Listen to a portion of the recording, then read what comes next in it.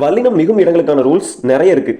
அதுல ஃபர்ஸ்ட் ஆ இ உ இந்த 3 சுற்றெழுத்துக்களுக்கு பின்னாடியும் காசா தாப்பா வந்தா வல்லினம் மிகும். முதல்ல இந்த 3 எழுத்துக்களை ஏன் சுற்றெழுத்துக்கள்னு சொல்றாங்கிறத தெளிவா புரிஞ்சுக்கணும். இந்த 3 எழுத்துக்களும் சுட்டிக்காட்ட பயன்படுத்தக்கூடிய எழுத்துக்கள். ஒரு நபரையோ ஒரு பொருளையோ சுட்டிக்காட்டுறதுக்காக இந்த 3 எழுத்துக்களும் பயன்படும். அதனால இதை சுட்டெழுத்துக்கள் அப்படின்னு இலக்கணக்காரர்கள் சொல்றாங்க. இந்த ஆ அப்படிங்கிறது தூரத்தில் இருக்கக்கூடிய ஒரு பொருளையோ ஒரு ஆளையோ சுட்டிக்காட்ட பயன்படும். அதனால இதை சேய்மை சுட்டு அப்படின்னு சொல்லுவாங்க. ஈ அப்படிங்கிற சுட்ட அண்மை சுட்டுன்னு சொல்லுவாங்க. அண்மை அப்படின்னா பக்கத்தில் இருக்கக்கூடிய ஒரு பொருளையோ ஒரு ஆளையோ குறிப்பிடுறதுக்கு சுட்டி காட்டுறதுக்கு இந்த எழுத்து பயன்படும்.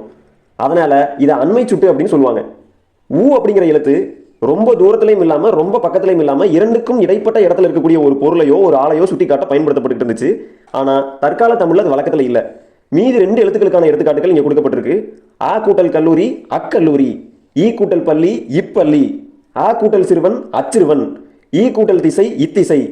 இந்த சுற்றெழுத்துக்களுக்கு பின்னாடி காசா தாப்பா வந்தா வல்லினம் மிகும். ஆ கல்லூரி ஈ பள்ளி அப்படின்னு வராது. அக்கல்லூரி இப்பள்ளி அப்படிதான் வரும்.